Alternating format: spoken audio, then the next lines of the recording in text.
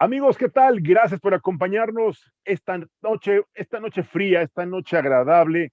Pues precisamente hoy nos toca platicar los contrastes de la salud y qué mejor platicar con un experto, pues en temas, pues yo diría, muy serios, temas que implican, que representan vida, que representan salud, que representan bienestar. Y sí, estamos platicando esta noche con un gran amigo, el doctor Manuel Lavariega Sarachaga. Doctor, ¿cómo estás? Qué gusto saludarte. Estimado Julio, un gusto saludarte. Es un Gracias. placer estar aquí contigo. Qué amable. Hoy se celebra, se conmemora el Día Mundial de la Encefalitis. ¿Es correcto esto? Es correcto, tienes toda la razón. Hoy es un día para hacer conciencia al respecto de esta condición. ¿Es una condición recurrente a nivel nacional o se ha podido establecer algún mecanismo, alguna política pública, algún tratamiento para evitar este padecimiento de la encefalitis, que me imagino es la inflamación del cráneo o alguna condición que pudiera incluso poner en riesgo la vida de alguna persona? ¿Es correcto esto, doctor? En realidad, la encefalitis es una enfermedad que se caracteriza por la inflamación de las estructuras que Ujú. conforman el cerebro, es decir, conforman el encéfalo, más bien dicho, es decir, el cerebro, el cerebelo y el tronco encefálico. ¿Se Ok, acuerdan ustedes seguramente de las monografías o de las imágenes que ven claro. en el internet, en donde se Sí. ve el cerebro, atrásito del cerebro, en la parte de atrás se ve una pequeña protuberancia que es el encéfalo, el cerebelo, perdón, y el tronco encefálico, que es esta parte que corre hacia abajo y corre hacia toda nuestra columna. Y Claro. justo, pues, es esta condición que conocemos como encefalitis y que incluso también puede afectar a otros tejidos vecinos, a otros tejidos circundantes, como lo pueden ser las meninges. Aquí hablamos de meningitis, pero básicamente esto es como la definición operativa. ¿Qué factores condicionan una encefalitis, doctor? ¿Y qué riesgos podrían representar para la vida y la salud de las personas? Esa es una gran pregunta porque es una enfermedad con un potencial de capacidad transmisible. Ah, caray. Genera desenlaces fatales y también puede generar importantes secuelas que pueden originar pues, daños importantes a los pacientes que la padecen. Prácticamente la encefalitis está relacionada con problemas infecciosos bacterianos, virales o inclusive por algún tipo de microorganismos como pueden ser hongos. Ah, Y caray. afecta principalmente a las personas que tienen alguna condición de vulnerabilidad inmunológica, es decir, que tienen defensas o inmunidad baja, y también en los extremos de la vida es más común que se pueda llegar a presentar, ya sea en los niños muy pequeños o en los adultos mayores o mucho, muy mayores. Ok. ¿Esta condición se puede prevenir? ¿Se puede atender preventivamente? ¿Hay algún tratamiento? ¿El gobierno mexicano, el sector salud, lo atiende en este momento en sus hospitales de manera preventiva? ¿Sí hay políticas públicas que atiendan a los mexicanos frente a este terrible padecimiento? Sí, se atiende y es una enfermedad que incluso pues está descrita en las guías de práctica clínica de nuestras autoridades de salud.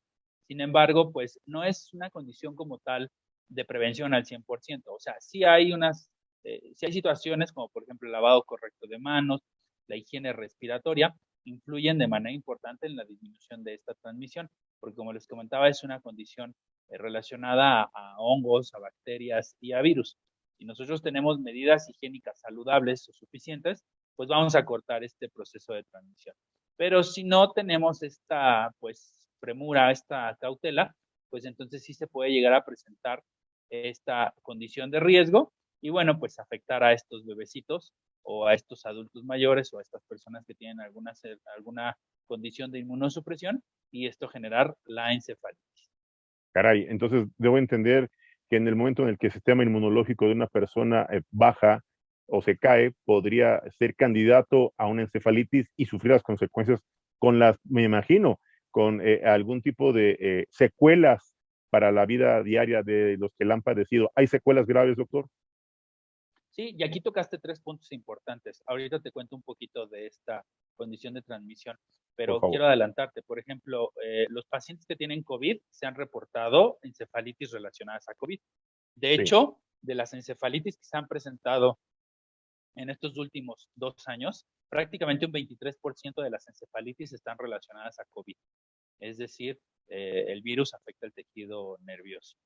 Respecto Caray. a el siguiente comentario que hiciste, que considero también muy importante, si hay secuelas importantes, si Sí, hay condiciones que deben destacarse, la fiebre, el dolor de cabeza intenso, la desorientación, la somnolencia, los trastornos en el lenguaje, los cambios conductuales e incluso crisis convulsivas son de las manifestaciones clínicas más comunes. Manifestaciones clínicas que no son específicas y en ocasiones se presentan como algún otro tipo de síntoma atípico.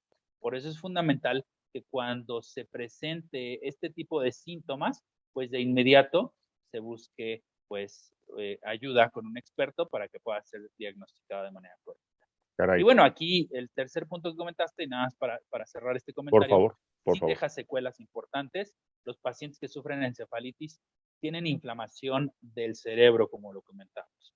Pero el tema es que el cráneo es como una caja rígida de zapatos, vamos a decirlo así. Entonces el cerebro empieza a inflamarse y no Ujú. tiene hacia dónde moverse, porque pues obviamente el cráneo es una estructura rígida. Ese efecto de compresión es el peligro que presentan los pacientes con encefalitis. Caray. Las consecuencias podrían ser variadas, diversas, graves y permanentes, doctor. Sí, sí, sí. De hecho, fíjate que la falta del diagnóstico por la causa está también asociada a otros factores que pues obviamente generan un pronóstico negativo para estos pacientes. Existe realmente una gran cantidad de posibles agentes productores de la enfermedad y del proceso inflamatorio del sistema nervioso central y también puede ser de tipo no infeccioso, es decir, alguna otra condición, por ejemplo, inmunológica. Ya que, fíjate, un dato que es importantísimo, menos del 50% de los casos se llega a identificar el agente causal, siendo los más comunes virus como pueden ser herpes, enterovirus, arbovirus y pues ahora el COVID. Caray. Bueno, y esto no respeta ni edad, ni condición social, ni económica, ni lugar de nacimiento. Esto le puede impactar a cualquier ser humano en cualquier parte del mundo. ¿Es correcto, doctor? Es correcto y básicamente está relacionado pues con factores de comorbilidades. Una persona pues que tiene un adecuado estado de salud, que se ejercita, que tiene una buena calidad de vida, que tiene pues obviamente disminución de factores de riesgo como el tema del tabaco, el alcohol en exceso, el uso de drogas. Todos estos factores que pueden ser factores de riesgo, si no los tenemos en nuestra vida, pues por supuesto va a ser poco probable que generemos encefalitis. Pero pues los pacientes que tienen esta inmunidad comprometida, incluso pacientes con VIH, incluso pacientes que tienen alguna situación de inmunosupresión por un trasplante o que tienen supresión baja de su inmunidad por un tema de alguna enfermedad inmunológica o pacientes que tienen algún tipo de cáncer o Mm. pacientes que tienen algún tipo de enfermedad hepática o renal, pues son pacientes que están inmunosuprimidos o incluso diabetes e hipertensión descontrolada. Entonces, por eso, pues aquí la mejor recomendación es controlar estas enfermedades crónicas para disminuir el factor de riesgo. Doctor, acabas de mencionar algo muy importante y quiero pedirte por favor que nos expliques. Nuestro amable auditorio está preocupadísimo. Ya están aquí preguntando el tema. Ya hablabas tú de la hipertensión. ¿Los hipertensos podrán ser candidatos potenciales a sufrir este tipo de inflamación cerebral? Lo acabas de mencionar, ¿verdad? Sí, si están descontrolados, no Hipertensión. quiere decir que lo vayan a sufrir, pero sí es un factor de riesgo que puede llegar a predisponerlos. La edad es una condición todavía que podría agravar la condición de riesgo. Sí, los extremos de la vida son, pues obviamente en los niños, en los más chiquitos, en los recién nacidos o en los prematuros incluso. Y por otro lado, en el otro extremo, pues los adultos mayores. Entre más añosos son, pues obviamente se genera un mayor riesgo. Estos días en donde incluso la semana pasada pues hablábamos de otro día que a nivel mundial se conmemoraba el tema pues del cáncer, el tema hoy nos toca la encefalitis. ¿Qué está haciendo el gobierno? ¿Qué están haciendo las instituciones? ¿Qué está haciendo pues finalmente los responsables, yo diría, eh, pues constitucionalmente nombrados para cuidar la salud de los mexicanos ante estos días que pues mundialmente son conmemorados, no puedo decir que sean celebrados, sino conmemorados, nos obligan a recordar, nos obligan a prevenir, nos obligan a atender. ¿Qué está haciendo el gobierno mexicano en estos casos, doctor? ¿Hay alguna buena noticia, alguna investigación, algún tipo de institución que esté brindando algún tipo de atención pues, preferencial para esta situación en el marco de esta conmemoración, doctor? Yo lo que veo es que, bueno, al final del día, quienes dan la cara, quienes están ahí en la línea de batalla y quienes son los que están, digamos, en la primera línea, pues son siempre los compañeros médicos, los colegas médicos de todas las especialidades, las enfermeras, los de laboratorio y toda la gente que trabaja en los hospitales y están ahí trabajando fuerte. Pero definitivamente, pues las políticas públicas son carentes de estructuras, son carentes de estrategias, son carentes de un análisis estratégico real, de que sean pues correctamente aterrizadas y sobre todo que sean algo efectivas. Entonces, creo que pues un reconocimiento a todos mis colegas, mis compañeros neurólogos, los neurocirujanos, los pediatras, los neonatólogos, todos aquellos profesionales de la salud que se involucran justo en el tratamiento, en el diagnóstico y en el seguimiento de este tipo de pacientes, que están ahí en la primera línea de batalla con carencias, con falta de equipo, con falta, pues obviamente, de métodos diagnósticos, de medicamentos, de acceso, de tecnología, pero bueno, finalmente los pacientes salen, los pacientes se recuperan, algunos con más secuelas, otros menos secuelas, pero bueno, ellos están, digamos, al pie del cañón. Pero pues Claro. sería fundamental cerrar esta pinza con políticas públicas en salud que puedan ser efectivas y sobre todo, pues que puedan ser reales. Sería maravilloso que el gobierno federal, que los gobiernos estatales, que las autoridades responsables impulsaran políticas, presupuesto, apoyo, investigación, para que este tipo de, pues, de conmemoraciones que cada año las vemos todos los días, hay días que, bueno, se conmemoran, pues, o al menos nos lleva a la concientización de enfermedades terribles como el cáncer, pues yo veo la indiferencia, percibo la ignorancia y lamento profundamente hasta la corrupción de malos servidores públicos o de incapaces que están al frente de estas instituciones que deberán ser garantes de la salud y el bienestar de los mexicanos y dejan en total estado de indefensión a los enfermos y dejan en estado, permítame la expresión, doctor, de vulnerabilidad a los verdaderos héroes que, como bien refieres, están en la línea de batalla todos los días exponiendo su vida y su salud para garantizar la salud y la vida de sus pacientes. Y esto es algo que merece nuestro reconocimiento, nuestra admiración y nuestro profundo respeto para ti y para todo el personal médico y de salud que son siempre fundamentales para que los mexicanos podamos garantizar nuestra salud, nuestra tranquilidad y nuestro bienestar, doctor. Te expreso mi reconocimiento y reitero mi admiración para ti y para toda la comunidad médica, porque en serio, estos 2 últimos años, ustedes han sido los verdaderos héroes que han enfrentado de manera, yo diría, muy valiente esta profunda crisis que la pandemia del COVID-19 nos ha dejado. Y sí, nos ha dejado secuelas en todos los terrenos, salud, economía, social, política, todo nos ha dejado secuelas del COVID. Y hablando de COVID, están preguntándome, y permíteme hacerte esta pregunta, formularte esta pregunta que nos está llegando en este momento vía redes sociales. Te felicitan de la alcaldía Miguel Hidalgo, el concejal Case Norman te felicita, concejal de la alcaldía Benito Juárez, perdón, Benito Juárez. Te pregunta, ¿qué opinas tú respecto de las declaraciones del subsecretario de Salud que refiere que no es el momento para vacunar a niños menores de 10 años? ¿Cuál es tu opinión como médico, como profesional de la salud? Ay, pues desafortunadamente es un comentario que no tiene sustento. Ya la vacuna está aprobada en países como Estados Unidos en niños mayores de 5 años. Entonces, pues es evidente la investigación clínica que tiene la vacuna de Pfizer para poder ser aplicada a este ¿Son virus. seguras? Sí, absolutamente, y Ok. eficaces. Eso es lo que Y queremos no solo escuchar. seguras, sino eficaces. Entonces, es bien importante poder vacunar a la población, porque finalmente, ¿de qué nos sirve tener y anunciar con bombo y platillo que estamos ya cubriendo a los adultos mayores vacunados si no tenemos a quienes están hoy haciendo la cadena de transmisión, que son los niños no vacunados? De Entonces, acuerdo. tenemos que vacunar A todos. sin miramiento, tenemos que vacunar de manera universal. Esa es la Incluyente. característica de las vacunas. Vacuna tiene un sinónimo de universalidad. Sí, señor. No es para unos, es para todos. Por supuesto, hay ahora restricciones de investigación que seguramente hacia los próximos meses tendremos ya la autorización, que ya se han sometido a los estudios clínicos y ya se están haciendo los estudios correspondientes para poder vacunar a niños todavía mucho más chiquitos. Pero necesitamos darle ese sinónimo de De acuerdo. garantizar el acceso de las vacunas a todos, a todas las edades que estén aprobadas. Mientras no acabemos de vacunar a toda la población, esto no va a parar.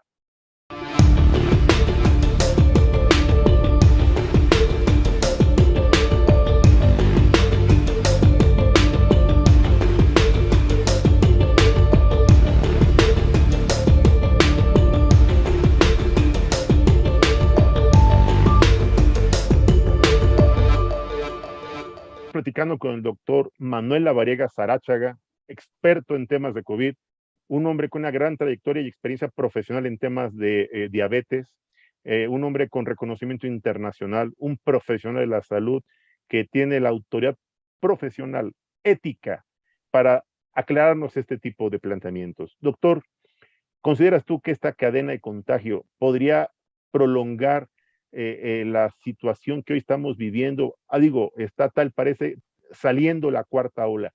¿Podría esto condicionar que se mantuviera la condición de contagio y que siguieran las condiciones de riesgo para personas vulnerables, para adultos mayores, para enfermos de algún tipo de, pacientes de algún tipo de enfermedad crónico-degenerativa, ya que el niño viene de la escuela o viene de algún escenario en donde pudo haberse contagiado y traiga la enfermedad al hogar? ¿Esto podría condicionar mayores riesgos y podría mantener este escenario de contagios? Sí, en realidad así ha venido la primera, la segunda, la tercera, la cuarta ola y podríamos esperar una quinta, una sexta, una séptima. Pero Terrible. mientras no vacunemos, no vamos a poder acabar con esto. Como papá, como médico, Sí, te señor. digo, justo vacunar a los niños más pequeños contra el COVID será la única manera de ayudar a volver a la normalidad. Doctor, por último me están preguntando y me insisten mucho. ¿Qué tan bueno es salir del país y vacunar a los hijos en la Unión Americana, en los Estados Unidos? ¿Son seguras las vacunas que están aplicando los niños en los Estados Unidos? ¿Lo recomiendas? Sí, son las mismas vacunas, de hecho, si tienen la posibilidad económica y obviamente migratoria y también eh, pues digamos, para poder salir del país y poder ir a aplicar la vacuna, háganlo, No háganlo hay. y sin ningún problema. Ok. Mucha gente, Irse a vacunar a adultos, Estados Unidos, sí, irse a vacunar a Estados Unidos es como ir aquí a hacer sí, una de fila de compras. 3 minutos y está la aplicación en cualquier lugar, universal para todos, no te preguntan absolutamente nada, te llenan tu cuestionario y listo, como deben de ser aplicadas las vacunas. Bueno, es que aquí la burocracia, la ignorancia, la incapacidad y la simulación es el rasgo característico de la cuarta transformación, doctor. Y eso es algo que estamos padeciendo los mexicanos, desafortunadamente. Es lamentable, pero definitivamente pues no ha sido eh, el manejo de la pandemia una de las galas de de estas políticas. Desafortunadamente. Doctor, me están preguntando, ¿qué opinas del manejo geopolítico de las vacunas como Sputnik que no están aceptando para que la gente pueda viajar a los Estados Unidos, que no la acepta la Unión Americana, la vacuna Sputnik, la famosa rusa? ¿Buena, mala o es un tema más bien de carácter político? Pues es un tema absolutamente de carácter político. Hoy vemos y escuchamos en las noticias que pues obviamente hemos escuchado, yo particularmente he escuchado de ti, de tus comentarios, de tu análisis, pues vemos el tema de conflicto entre Estados Unidos y Rusia y definitivamente pues Estados Unidos no va a autorizar que una vacuna rusa llegue a su territorio teniendo ellos 3 vacunas desarrolladas, ¿no? Sí, Entonces, claro. evidentemente pues es un tema más político que realmente de salud o de eficacia. Es lamentable esta situación y que a estas alturas del partido, pues sigamos con este tipo de situaciones absurdas, que lejos de generar universalidad y generar esperanza para que la gente se vacune y no se complique, pues genera conflictos, como tú bien lo comentas, geopolíticos, que pues eh, limitan el acceso a las vacunas a la población y sobre todo también limitan pues que mucha gente no se complique. Totalmente de acuerdo contigo. Doctor Manuel Lavariega, siempre es un placer platicar contigo. Lamentablemente el tiempo es vertiginoso, sé que tienes una agenda muy saturada, te agradecemos estos minutos que nos has compartido.